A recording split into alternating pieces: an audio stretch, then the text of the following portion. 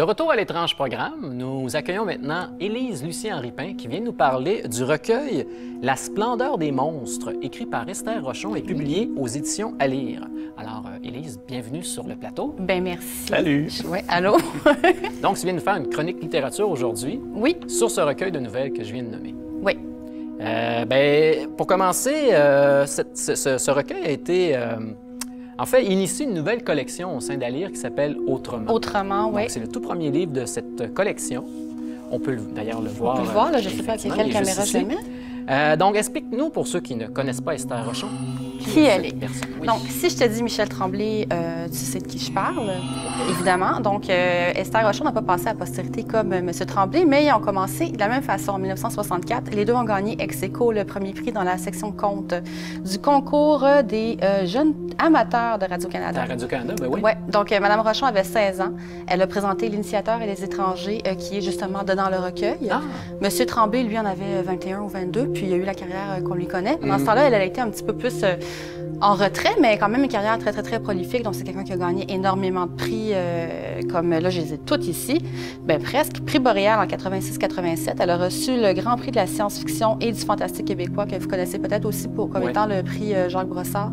Donc, elle les a eu en 86, 87, 91, 2000, 8 nominations Aurora et Hommage visionnaire en 2015. Malheureusement, c'est parce qu'elle a gagné plein de prix, mais malheureusement, les auteurs de littérature de genre au Québec ne sont pas nécessairement très connus aux yeux du grand public, à moins qu'on s'appelle Patrick Sénécal, l'exemple. C'est pas mal le seul. Oui, c'est ça. Donc, mais on voit que c'est quelqu'un qui est important dans le domaine depuis longtemps. Oui, puis qui a fait plein... En tout cas, c'est vraiment quelqu'un de fascinant parce que c'est une fervente bouddhiste. Oui.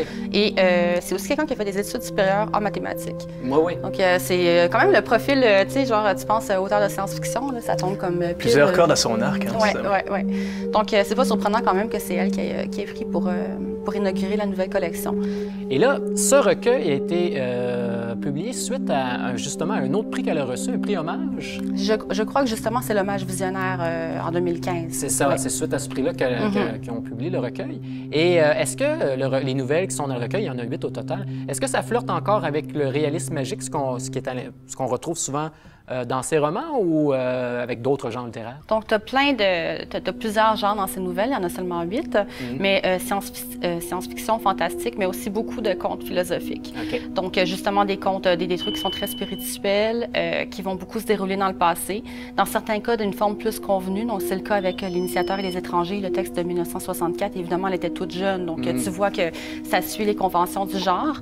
Mais je dirais beaucoup le conte philosophique, c'est ce qui met...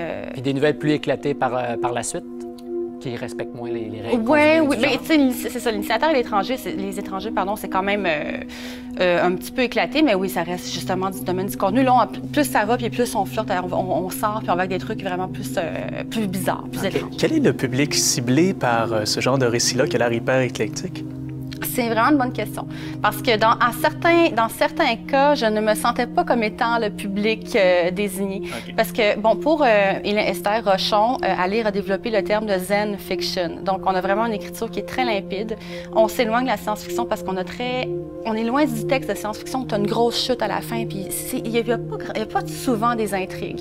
J'ai pas lu, il n'y a pas une nouvelle là-dedans que j'ai lu que j'étais sur le bord de mon siège, je me demandais qu'est-ce qui allait se passer. Tu le sais pas mal dès le départ. Justement, bon, parfois, c'était un petit peu trop zen à mon goût. Et il y a beaucoup d'enseignements bouddhistes ou bouddhiques, là encore, je ne suis pas sûre de comment dire, mais qui se retrouvent dans le texte. Et si tu n'es pas familier avec ça, bien, ça va se perdre. Heureusement, nous autres, on a des textes de présentation dans ce recueil-là, donc avant chaque nouvelle. Et là, elle va nous dire l'identité des monstres, parce que c'est la thématique principale. Oui, c'est ça, c'est le thème des monstres, de la différence, en fait. Puis s'il y a une référence bouddhiste, si oui, laquelle, et elle va nous faire un petit topo. Mais si, justement, sans cette présentation-là, si tu n'es pas familier avec ce dogme-là, bien, tu vas la perdre probablement, la référence. Moi, je suis surtout habituée à ces romans, puis effectivement, il y a un côté spirituel, tout ça autour, mais je ne croyais pas que c'était aussi hermétique que ce que tu sembles me dire par rapport aux nouvelles. Oui, oui, OK, peut-être que je la... peut-être que je le présente un petit peu de manière plus négative que je le voudrais. Là, ça reste, c'est pas péjoratif parce que justement, elle va jamais aller directement, elle va incorporer des enseignements, mais elle va pas te faire la leçon ou elle va pas non plus aller dans des trucs trop deep. Là, mais justement, tu as tout cet aspect-là spirituel qui est très, très, très important, qui est vraiment au cœur du récit. Et là, sur les 8 nouvelles, il y a 7 rééditions et il y a une nouvelle qui est toute nouvelle, en fait, qui n'a jamais été publiée ailleurs. As-tu des préférences ou à l'inverse, est-ce qu'il y a des nouvelles qui t'ont déplu? Bien là, il y en a 8. On manque de temps un petit peu, fait que je vais peut-être y aller avec mes deux préférés. Coup de cœur, puis un coup de cœur. Un coup de cœur. Je peux-tu faire 2 coups de cœur? 2 coups de cœur. Chacun 2 coups de cœur. Puis on ne parlera pas des nouvelles que tu n'aimes pas. Une nouvelle que j'aime pas. Oui, c'est ça. Ceux-là, c'est toujours un petit peu plus touché. En fait, le recueil s'ouvre et se referme avec mes 2 nouvelles préférées. OK. Donc, la vie est bien faite. La première que j'ai vraiment beaucoup aimée, c'était L'Étoile de mer. C'est une nouvelle de 1974. C'est 5 jeunes qui s'en vont passer leurs vacances d'été, en tout cas 2 semaines dans un chalet. Puis on comprend qu'il y a eu une espèce de guerre qui a séparé le nord et le sud. On se trouve au sud et un personnage qui vient du nord. Okay. Et c'est quelque chose d'un peu tabou. Puis, bon, éventuellement, il y a cette espèce de fossé qui se creuse avec entre les personnages. Et celui qui vient du nord va se replier sur lui-même et vraiment renouer avec ses racines et se transformer en étoile de mer et regagner la mer. Donc, c'était un très beau texte. C'est très conte, là encore. Puis l'autre nouvelle, rapidement? Ah, on manque de temps. Oui. Ah, OK. Bon, l'autre nouvelle, c'est celle-là qui est érotique un petit peu. Alors, ouais, mais érotique, mais c'est spécial. Ça s'appelle Le Coquillage. Celle-là, elle a été faite en... Étoile de mer et coquillage, on voit déjà des... Oui, une thématique, hein? En 87. Donc là, on se retrouve avec un personnage qui tombe amoureux d'une créature qui vit dans un coquillage géant, qui est un nautile, qui a une espèce de limace à tentacules.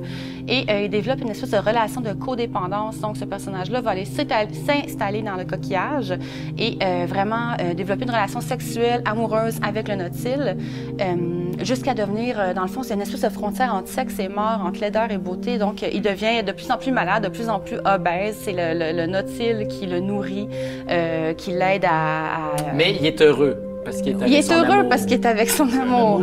C'est ça. C'est oui. beau. C'est bon. On rappelle le titre du recueil, Le Splendeur des monstres, de Esther Rochon, aux éditions À lire. Alors, un gros merci, Élise, pour ta présence aujourd'hui.